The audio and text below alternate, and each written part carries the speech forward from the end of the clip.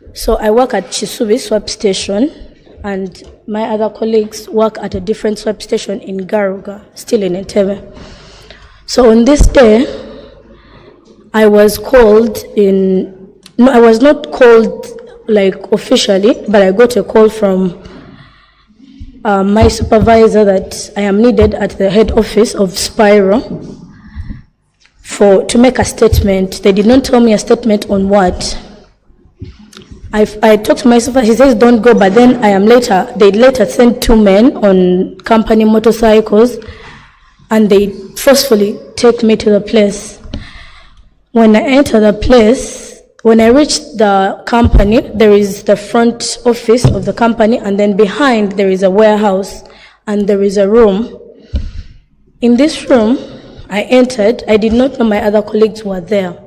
And when I entered, my first sight was on this guy who was sleeping down on the floor. It's okay. It's okay.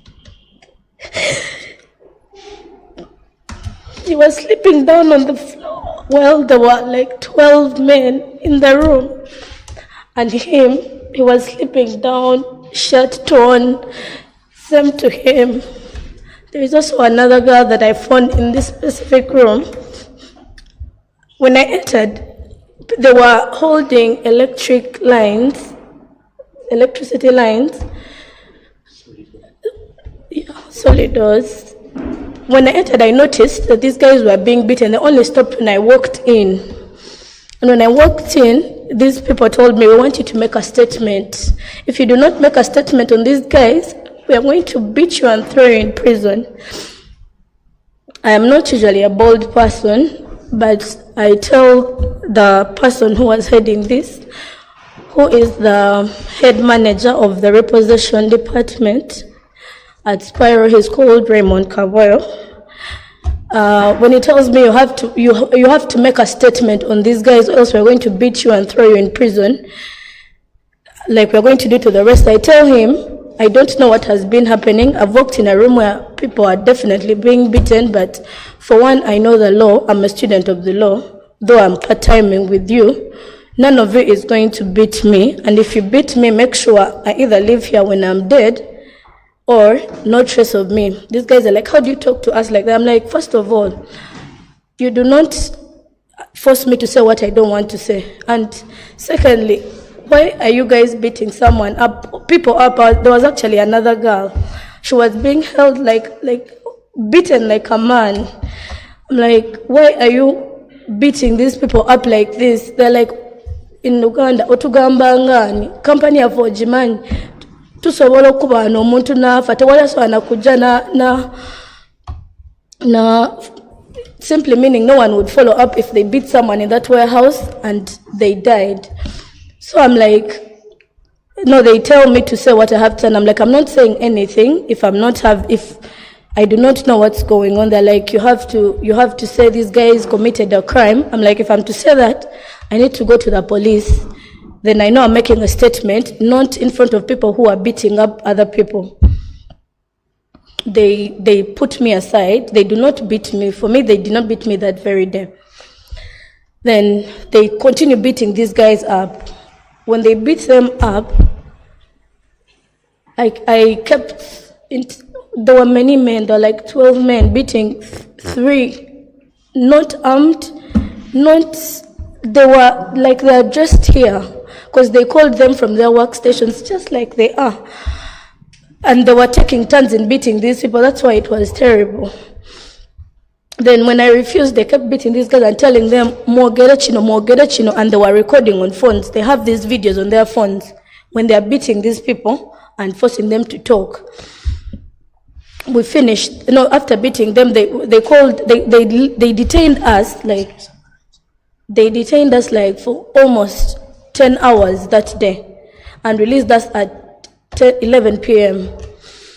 When they released us, of course, they told us, do not make any police report, if you do, we'll still find you. And they stopped us from working. When they did, we stopped working.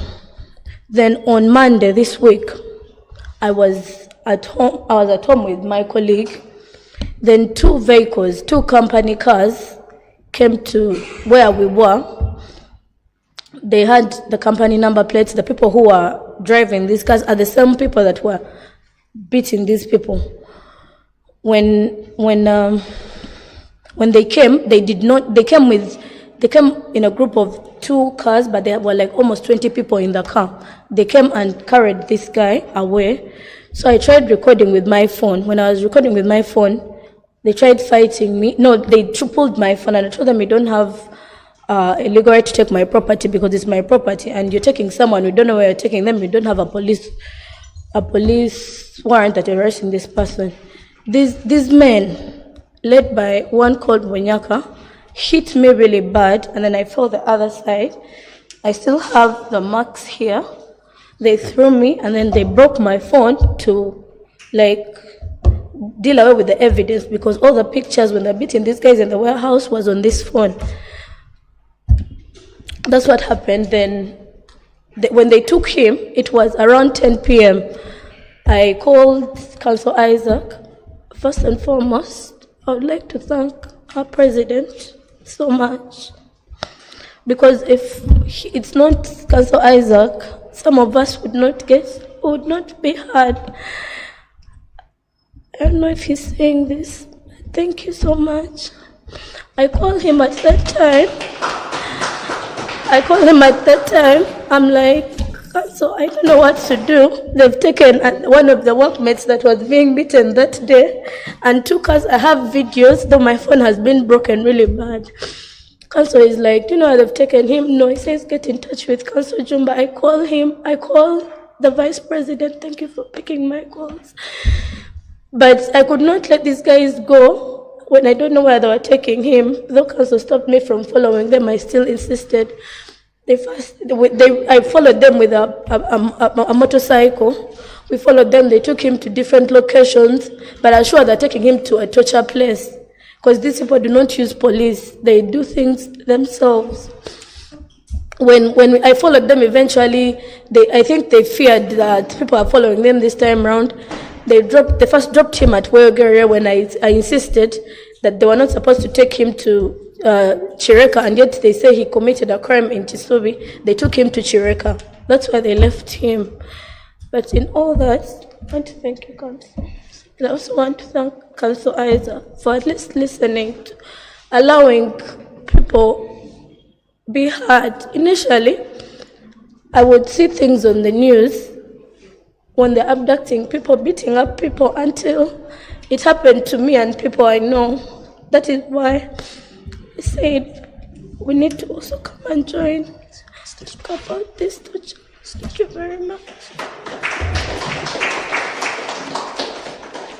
It's a sad story, very sad, but these are the other torture victims. If they are free to have something to inform the public, you're free. You know, torture brings trauma. It brings fear on the victims. Protocol observed. Good morning. First of all, I want to thank the President Law Society and Advocate Jumba for hearing us out. As she has said, I think she has said everything. I was picked on Monday 8th, taken to the warehouse, asked to say things I don't know about, because I work in the repossession team. We repossess back bikes that have been given to our clients in case they have failed to pay up the money to swap batteries, because if you don't pay, the bikes are a daily payment for you to access batteries. So in case you violate the rules and let me say you don't pay your bike within a week or two, we approach you, talk to you, then if you try to resist, we take back our bike, then till you find ways of clearing your balance, then you come and pick back your bike. So I was taken to the warehouse claiming I stole a battery from a swap station, which was not true. I tried to explain myself, telling them I didn't do anything. But then the beating was too much that I had to say things I even don't know about. So the beating was too much. It had to involve my colleague. He also came through with some lady, they work at the swap station, claiming I pick batteries from their swap station, doing illegal activities, which is not true. So due to the beating, we had to say things we were not supposed to say. So we were detained there because I was taken at around 1 till 11. These guys came in at around 3. So from there we left. So we reached home, and due to what had happened, I had no one by my side. Like, there's this thing of Gambanoga and stuff. So I had no one to stand by my side, call someone, be like, what, this has happened, can you be in for me? So I just let shit slide. Sorry for the language though. So time passed, and I think it was around 15th when our colleague reached out to the President Law Society, who went through Jumba, and we had to reach where we are now. But then it was just a few days ago on Monday where I was picked at the swap station. I was just chilling, of course. It was in the evening at around, it was coming to 10. So 2 vehicles came, picked me up. From there, they took me to Kauku. So there were some other 4 people in the car. So we reached Kauku, the repossession manager comes in his own other vehicle. So they became 3 vehicles. They started beating me up in the car. But I told them, guys, last time you beat me, but nothing happened. But this time round, if you touch me, things are going to be different. They took my phone from me. I had 2 phones, but one was taken. So I remained with this one. Then from there, we used the express route. I had them speaking, we're taking them to flying squad and stuff. So reached Boyoge at the express, coming to Chireka. That's where the cars stopped. The guys moved out. They had their own talk and jazz. So from there, I was picked out alone, put in a different vehicle. Number plate UBR 914R. Taken to Chireka police station. From there, he called some, I think she's the IO. I'm not sure about her name, but she's, I think, the IO. They had no arrest warrant for me.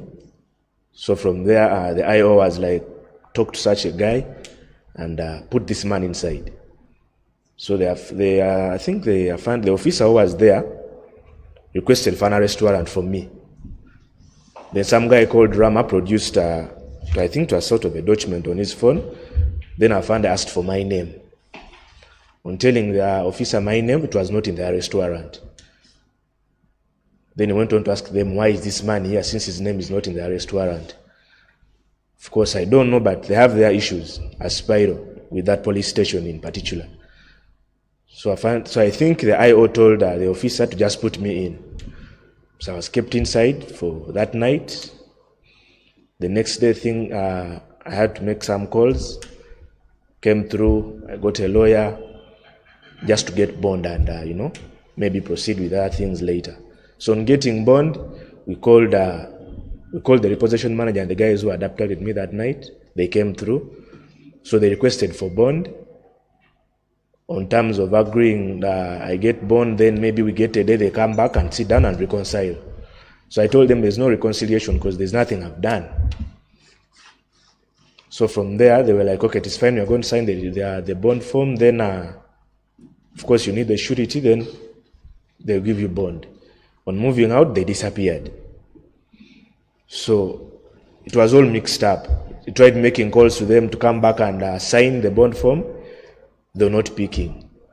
When the IO calls them, I think they wanted to detain me for more time so that when it clocks around 6 or 7, they cannot give me bond, so that they detain me again. But then my lawyer sticked on his grounds, and I think when he called the when he called the repossession manager was saying we are coming, and when the IO called, the repossession manager was like, keep that man for some time till we what? till time exceeds, so that it doesn't get burned. So things were mixed up. I think IO fell into a trap and saw things were going to escalate, and I think it was the CID the OC, who came and picked me up and released me without a case. So that's how I managed to leave the station without a case till date. So I just want to say thank you to the President Law Society and Mr. Jumba for coming through, and we hope that we shall serve for our rights. Thank you.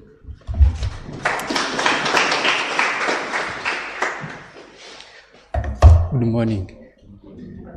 I'm called Kevin Wanda. I'm a station leader Bugaru Gabukaya, where I work. I work as a swap agent, energy team. It was at around 2 p.m. I was called by my supervisor that you are needed at office. You can explain yourself. I told her, what am I going to explain to myself? What have I done? Then, after I called my colleague who we work with, she works her shift starts at around 2 to 10 p.m. Then I always start 10 p.m. to morning. So I called her, we went together. After reaching the head office, here Spyro around the Portbell Road, then they sent someone to pick us. We went directly to Raymond's office. So after entering the office, I found 8 men inside.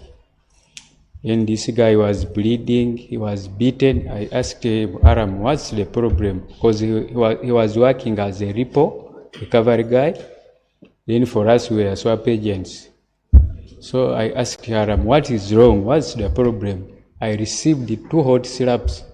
Even right now, I don't hear well. I feel like there are bubbles in my ears because the beating was too much. After them calling us that day, on 5th, the recovery guys came at night at around 2 a.m.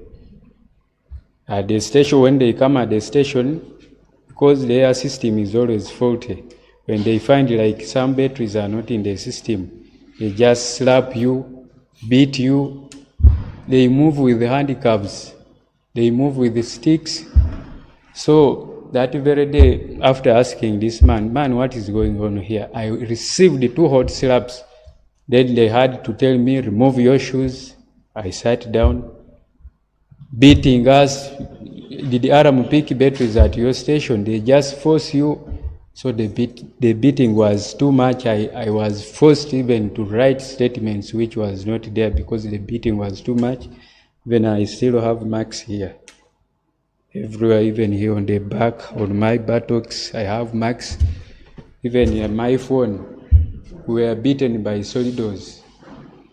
So they were telling us that from here you're going straight to Luzira. I told them I cannot go to Luzira. At least we pass through police.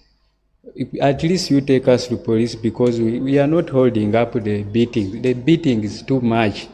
They beat us. Me, I'm someone who has no buttocks, but I had 2 buttocks for 2 weeks. Even right now, I don't sleep home because they are always coming home. They want to abduct us because they heard that maybe we are taking them to court, what. So I don't sleep home.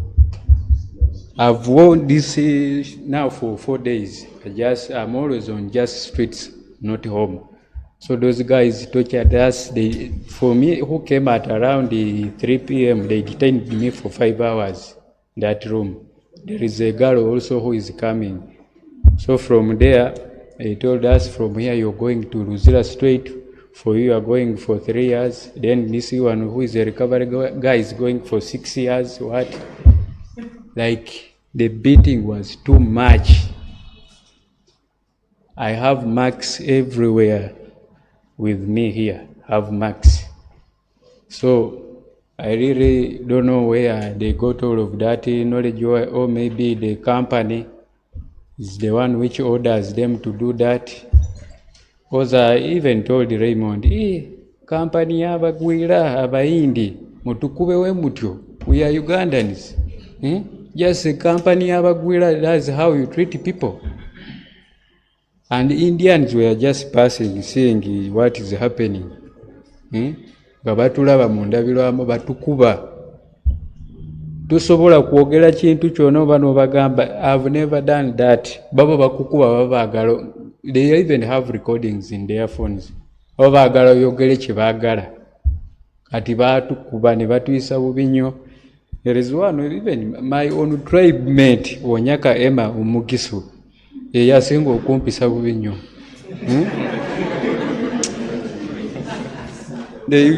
Bankwata zino enjala ne baza kati. There was a brown guy called Mafias. Is a sales team. Bankwata zino engalo ne baza eno waiting that they are stepping here. Even I have this location in wano mchigeri sisobola kuduka emisinde. Nengamba Wonyaka, why how is the rest? You're killing me. My own. So anyway, we thank the Law Society. Yetukoledde byonna. Sirina bingi byensobola kwogera, but that was part of the story. The beating was too much. Because I've never experienced such beating in my life. Bankuba muno mu mugongo simbanyo ba ndizaalayo omwana omulala. Kuba emigo gyali waya za solid ez'amasanyalaze. Nga batukubira waya z'amasanyalaze ne banjuzayuza engoye. Even right now I have those clothes there at home. Zekati ndambulira just ku street kuba batunoonya. Even the other day when they had abducted this guy, they came at my home. They also wanted to pick me.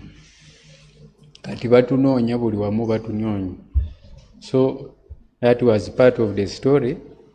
Just njagala kusiima nnyo Uganda Law Society and the President Law Society, Isaac Semakadde, and the team. Most of the politicians here, but I used to just see them on TV, but I've seen them. Thank you for coming, and that's part of the story. It's a sad story for the victims of torture.